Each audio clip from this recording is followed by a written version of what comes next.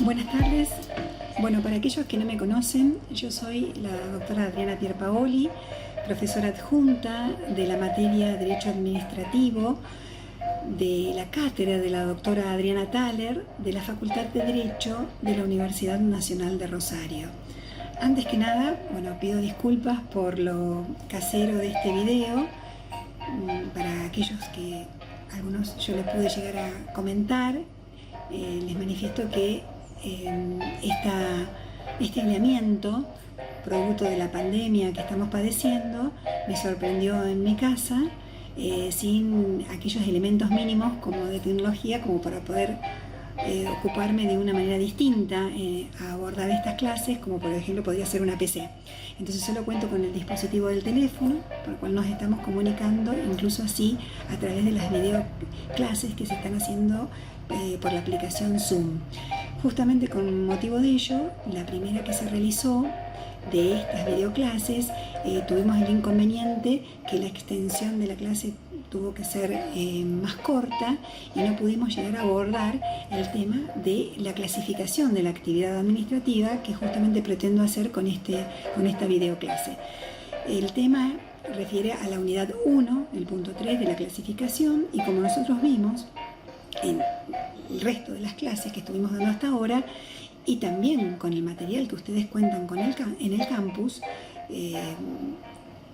el tema tiene distintas aristas como consecuencia de las distintas clasificaciones que pueden dar los distintos autores. De acuerdo a la doctrina, la mayoritaria, podemos establecer, de acuerdo incluso también como nosotros lo vemos en el programa, en dos clasificaciones fundamentales. Una de ellas sería de acuerdo a la naturaleza de las funciones que realiza la administración pública, y otro de acuerdo a la estructura del órgano que realiza esa función. En relación a la primera, tenemos que la administración pública puede ser administración activa, puede ser jurisdiccional, puede ser interna, administración externa, administración reglada, administración discrecional, administración consultiva también, administración de contralor. En tanto que en la segunda vamos a encontrar una clasificación más escueta dada por la administración burocrática, la administración colegiada y también la administración autárquica, aunque muchos autores, por ejemplo Dromi, no la considera dentro de esta clasificación. Nosotros sí, y por eso también la vamos a desarrollar someramente en esta clase. Como les dije, con relación a la primera, sabemos que la administración activa es la que decide y ejecuta, aquella cuya actividad es acción y obra. Según lo que nosotros ya fuimos viendo en estas últimas clases, nos dimos cuenta que esta es la llamada administración propiamente dicha, actividad administrativa propiamente dicha. Se caracteriza por ser una actividad permanente, sus decisiones son típicos actos administrativos y pueden provenir tanto de órganos unipersonales, como por ejemplo puede ser el presidente de la República Argentina a nivel nacional, el gobernador a nivel provincial, o bien, ejemplo, a nivel municipal, el intendente. También puede provenir de órganos colegiados, como por ejemplo tenemos a nivel nacional el Congreso de la Nación Argentina, o a nivel provincial la legislatura provincial, o a nivel municipal el Consejo Deliberante. En el primero de los casos de los unipersonales, obviamente que las decisiones tienen una naturaleza ejecutiva, en tanto que en el segundo ya sus decisiones tienen una naturaleza deliberativa, por los cuales se denominan de esa manera. ¿Qué ejemplo podemos dar de esta actividad? Bueno, innumerables ejemplos de acuerdo a lo que ya vimos en las clases anteriores y que surgen naturalmente de todo lo que nosotros venimos estudiando, como por ejemplo, uno podría ser el dictado de un reglamento por parte de la administración pública que pone en funcionamiento determinada actividad, o el dictado de un reglamento que crea un organismo para su propia organización administrativa, puede crear un ente, por ejemplo, para el mejor desenvolvimiento de su actividad. Cuando la Municipalidad de Rosario creó, por ejemplo, los distritos municipales. De la misma manera, podemos tener otros ejemplos, como por ejemplo el hecho de que la administración pública habilite un negocio para un ciudadano que está solicitando realizar una determinada actividad comercial dentro, por ejemplo, de la ciudad. Pasando a la otra categoría, la administración jurisdiccional, ahí nos encontramos que es la que decide sobre las cuestiones planteadas tanto por los ciudadanos, o lo que nosotros llamamos, en lo que ustedes en muchos textos tienen, los administrados o los terceros de la administración. ¿Qué son las cuestiones planteadas? Y bueno, acá tenemos distintos instrumentos que se pueden utilizar por parte de aquel que se vea afectado en un derecho subjetivo, en un interés legítimo, que considere que está vulnerando una esfera propia. La administración pone a su disposición determinados instrumentos. Entre ellos puede ser una reclamación administrativa, un recurso administrativo o una denuncia. Después vamos a ver bien las diferencias en cuando se utiliza un instituto o el otro, pero eso lo vemos en la parte especial. Ahora nos quedamos con qué son las posibilidades que tiene, y estas formas son cuando se insta esta actividad jurisdiccional. Por supuesto, no es una actividad permanente, como la que vimos anteriormente, sino que surge como consecuencia de la actividad que realice un tercero, donde pone en cuestionamiento un obrar de la administración, y la administración tiene que, luego de un procedimiento, decidir sobre esa cuestión. Entonces, ¿por qué muchas veces se cuestiona el término jurisdiccional? Porque nosotros, en lo que hemos estudiado a lo largo de la carrera, sobre todo en derecho procesal, la jurisdicción la entendíamos que la utiliza la justicia, el poder judicial, a través del instrumento del proceso. El proceso, ahí nosotros sabemos muy bien que intervienen dos partes y un tercero imparcial e imparcial. ¿Qué pasa en el derecho administrativo? Vemos que interviene la propia administración, que va a ser quien va a decidir, o sea que es parte y a la vez resuelve. No obstante ello, la cuestión fue planteada por mucha doctrina y jurisprudencia hasta que la Corte termina decidiendo, la Corte Suprema de Justicia termina decidiendo y considerando que existe jurisdicción de la administración pública, toda vez que se trata de supuestos en que las leyes sustraen de la intervención judicial determinados supuestos, a fin de que esas cuestiones sean decididas son casos concretos, ¿no es cierto?, por los órganos administrativos, siempre con la salvedad de que exista una instancia revisora judicial posterior. Con ello se soslaya el principio que nosotros conocemos constitucional, en función de que el órgano administrativo, o sea, el presidente de la República Argentina, no puede ejercer funciones judiciales. El artículo 109 es soslayado con esta situación que plantea la Corte Suprema de Justicia ya por el caso Fernández Arias y muchos otros posteriores que nosotros se lo hemos subido como material de consulta en el campus, a lo cual yo me remito por una cuestión de brevedad de la videoclase, ¿no es cierto? Otra de las, ejemplos, recursos administrativos que nosotros podemos decir que resuelve la administración como consecuencia de un contrato administrativo que celebró con un particular y lo incumple, o una de las partes se siente afectada, en este caso el administrado, y interpone un recurso administrativo frente a la administración pública y ella debe decidir.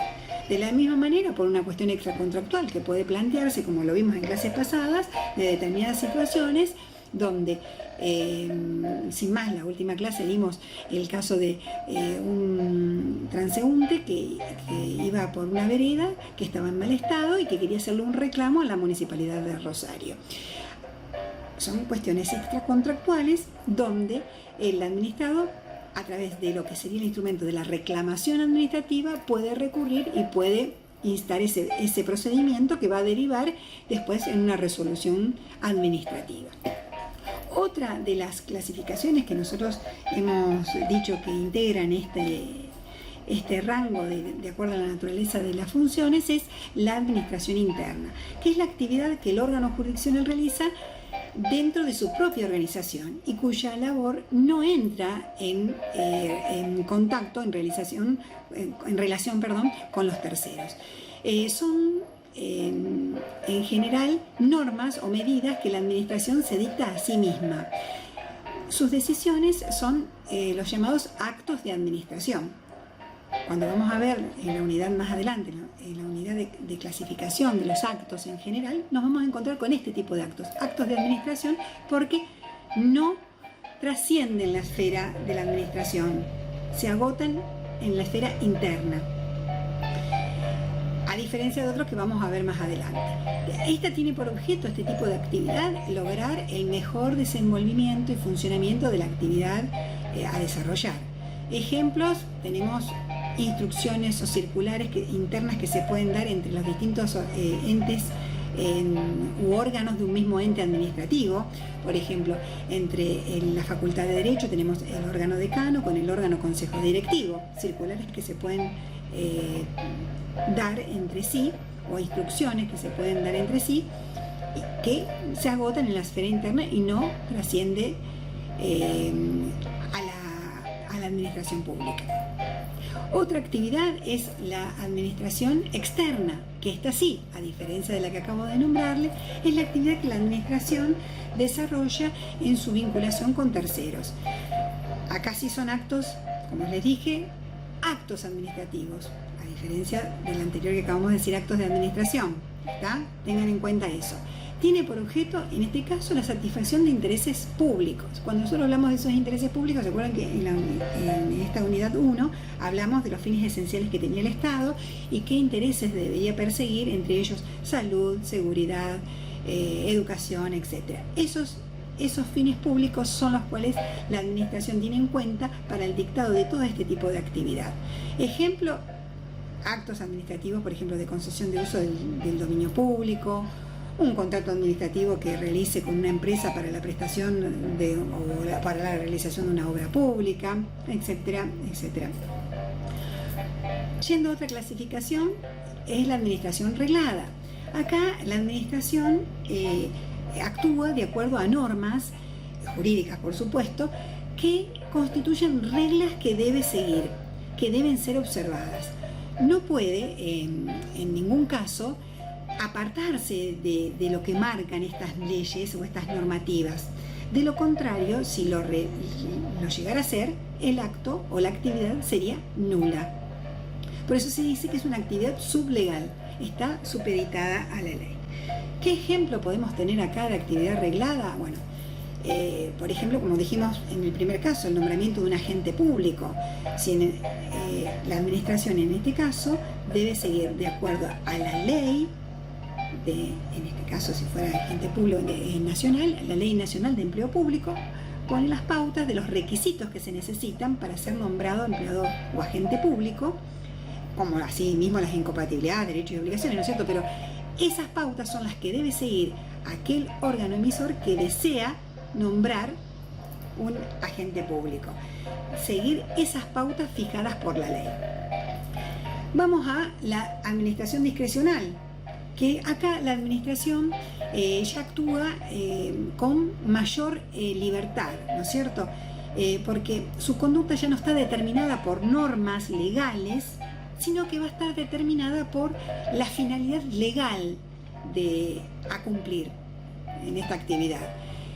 Esta finalidad legal tiene que ver con aquello que tuvo en miras la legislación al momento de darle la posibilidad de actuar de esta misma manera. Acá la actividad se basa a través de datos que en la especie concreta están vinculadas generalmente a cuestiones técnicas, a cuestiones políticas, y eso justamente interpretan lo que significaría el mérito, la oportunidad o la conveniencia del respectivo acto.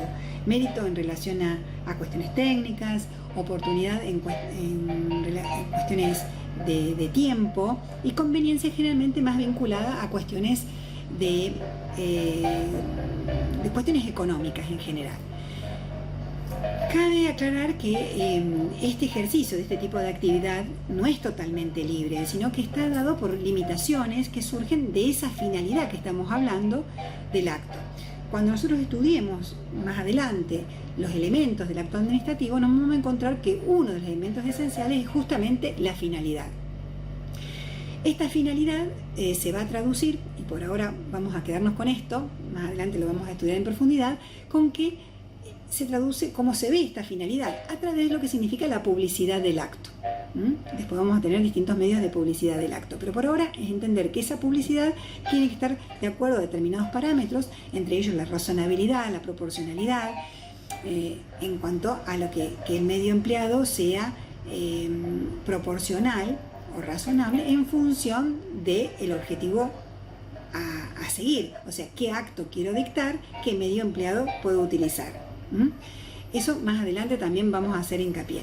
Lo importante es tener en cuenta que nosotros podemos, de acuerdo a esta actividad, dar ejemplos, ¿no es cierto?, donde la normativa le da amplitud a la administración de elegir qué procedimientos puede utilizar para uno u otro caso. Por ejemplo, en cuestiones administrativas, de organización administrativa, elegir determinados procedimientos para la creación de determinados entes en la organización administrativa y no otros.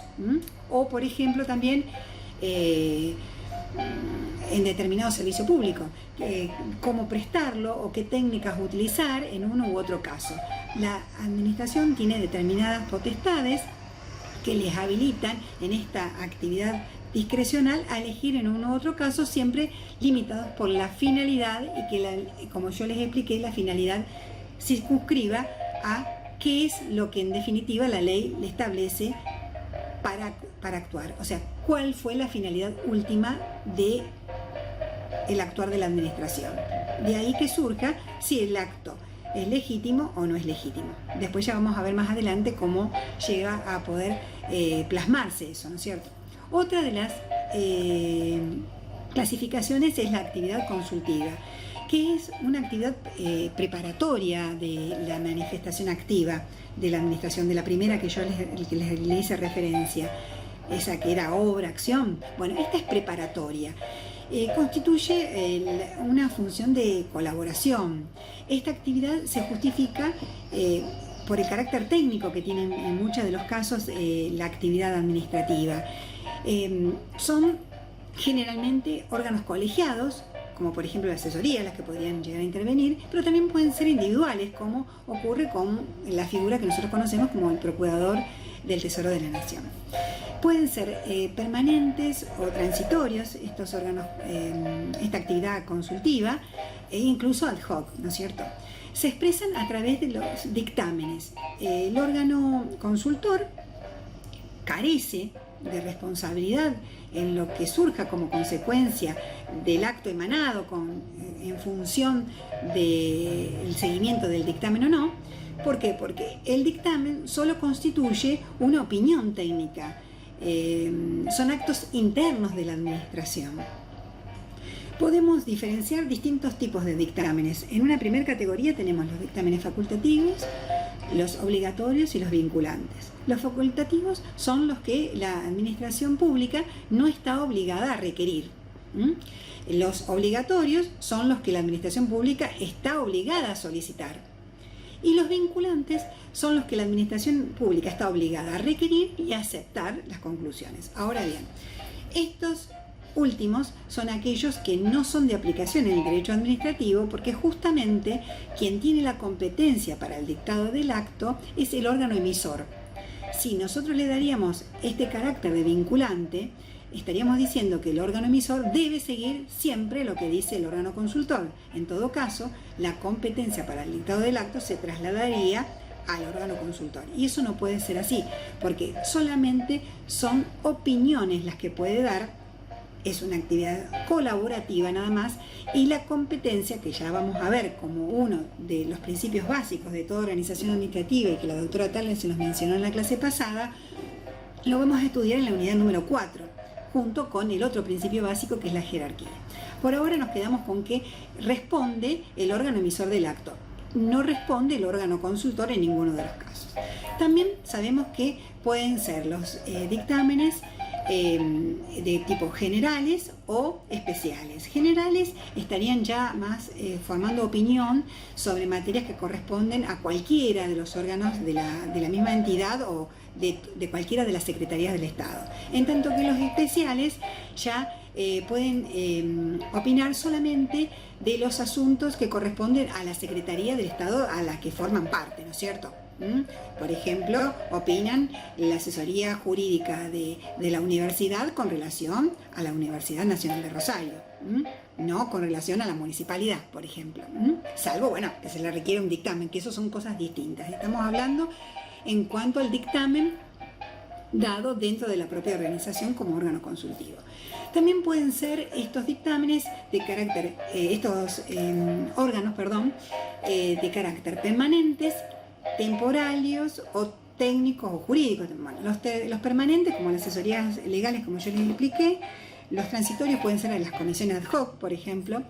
Los técnicos están vinculados más a informes periciales y los jurídicos a opiniones referidas al derecho. Otra clasificación es la administración de contralor, que es la última dentro de esta categoría que estábamos hablando de la primera, del acuerdo a la naturaleza de las funciones, y que se haya vinculado a lo que nosotros conocemos como actividad interorgánica, actividad interadministrativa, o también, como la que acabamos de mencionar, a la administración interna y la administración externa. ¿Por qué? Porque cuando nosotros mencionamos que dentro de la administración interna, podemos considerar que hay dos tipos de control. Y ahí, entre los dos tipos de control, vamos a encontrarnos, primero, por un lado, con el control jerárquico, que se da dentro de la administración centralizada, que esa administración centralizada nosotros después lo vamos a ver justamente en organización administrativa, que va haciendo un segmento de aquellas categorías dentro de la organización administrativa. Por ahora nos vamos a quedar que se da con un control jerárquico dentro de la administración centralizada, como por ejemplo podría ser la Municipalidad de Rosario, el control jerárquico que hace el intendente con relación a, por ejemplo, a todas sus secretarías, todos los secretarios que dependen del intendente, por ejemplo. Dentro del control interno también tenemos otro vinculado con aquello que tiene que ver con la esfera de la administración descentralizada, y es aquí donde nos encontramos con un control administrativo o de tutela. La descentralizada o autárquica para muchos y otros en cuestionamiento con la descentralizada, que ya lo vamos a ver en la unidad 4, refiere a otro tipo de organización administrativa donde ya no estamos hablando de una escala jerárquica, sino que incluso de entes que pueden relacionarse entre sí. Por ejemplo, la administración centralizada con la creación de un ente autárquico, a lo cual el control que realiza va a ser de tutela y no un control jerárquico. Ya lo vamos a ver más especialmente. Yo por ahí quiero avanzar un poquito para poder terminar este tema en particular, pero si hay alguno que tiene alguna duda lo podemos plantear, no hay ningún inconveniente. En cuanto a la administración externa, acá sí ya tenemos también dos tipos de controles, y uno está el control externo referido a terceros, el que hacen los ciudadanos cuando realizan sus peticiones, sus reclamaciones, sus denuncias, o bien en el caso y en el supuesto ya donde que si bien pertenece a la administración interna, cuando por X circunstancia la administración, ejemplo, en el control jerárquico que realiza, impone una sanción administrativa a través del régimen disciplinario a un empleado, este ya deja de pertenecer a esta esfera interna para considerárselo como tercero y puede hacer toda la vía reclamativa o la vía recursiva en este caso, y en ese caso ya se lo considera tercero. A estos fines, ese es el otro tipo de control. Bueno, ¿cómo puede ser todo este tipo de controles que estamos hablando? Pueden ser preventivo, antes de la emanación del acto, o bien a posteriori, que en este caso va a ser un control de lo que nosotros llamamos represivo. Pueden ser a su vez de carácter general, de carácter individual, y ejemplos podemos tener en relación a manifestaciones de instrucciones o de autorizaciones o de aprobaciones en cada caso en particular. Yendo a la segunda gran clasificación, que nosotros, de acuerdo a lo que tenemos en el programa, es de acuerdo a la estructura del órgano, acá es importante tener en cuenta que este tipo de clasificación se puede utilizar en cualquier forma de gobierno o régimen político, ¿no es cierto? No necesariamente en un Estado de Derecho, sino que en cualquiera de las situaciones se puede dar en un Estado republicano, etcétera, este tipo de organización. Y acá nos encontramos con una primera, como dijimos, la burocrática, que está referida a funciones asignadas a personas físicas que obran individualmente. El principio regulador acá es la jerarquía. Principio básico de organización administrativa que ya mencionamos y lo volvemos a decir acá, donde el órgano superior ejerce un control sobre los órganos inferiores.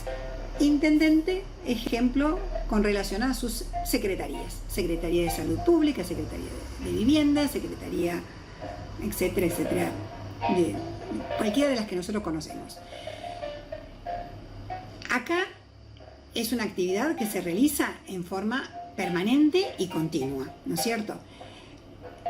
¿Qué ejemplo podemos tener? Como dijimos, a nivel nacional, el presidente de la República Argentina, a nivel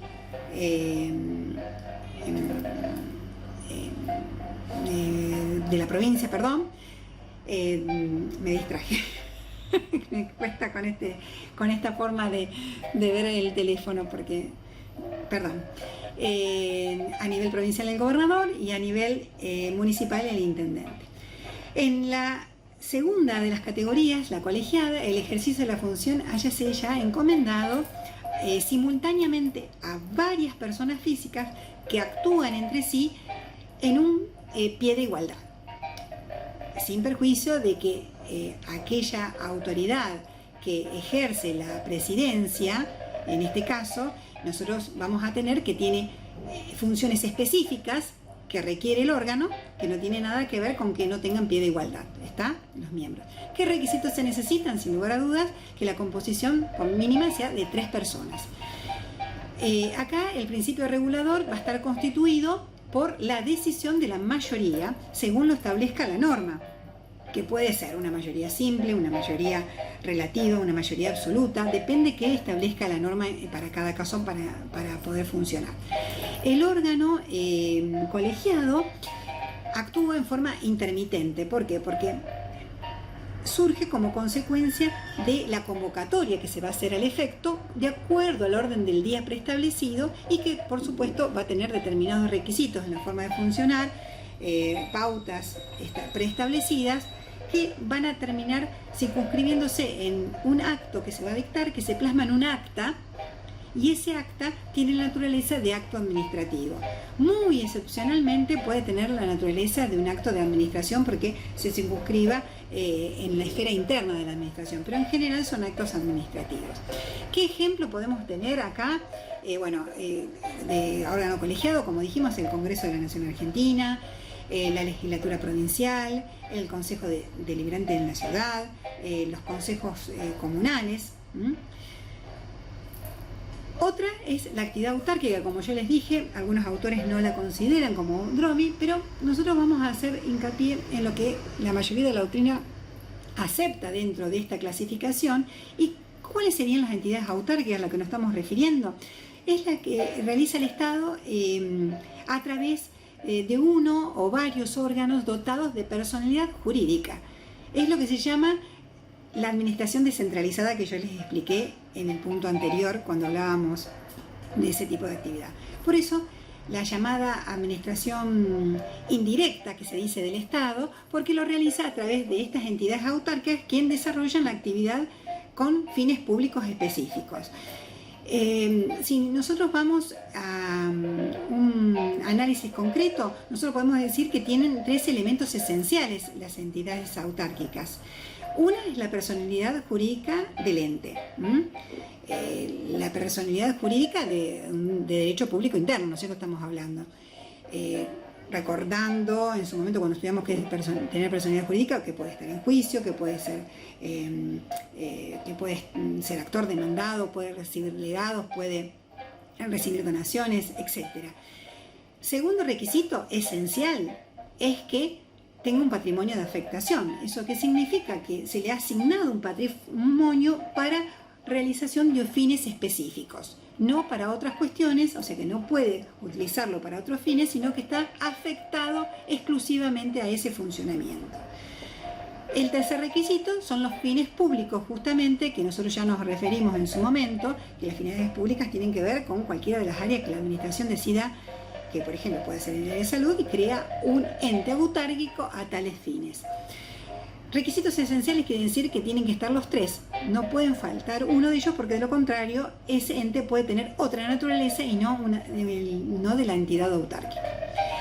¿Qué otros requisitos algunos autores tienen que tener estas entidades autárquicas? Que no lo dice la mayoría de la doctrina, es que la creación sea legal, por lo cual se llama una creación directa por parte del Estado, y bien también que el control sea legal y directo, independientemente que estemos hablando del control administrativo de tutela.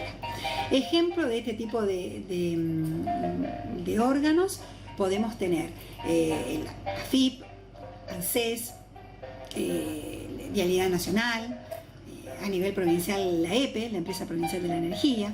Bueno, infinidad de ejemplos que incluso lo vamos a poder ver en el trabajo práctico, que también ya está subido al campus, del cual ustedes tienen que sacarse las dudas en la clase que se va a hacer el día 23 y entregar el trabajo práctico en la fecha que se estipula en el calendario.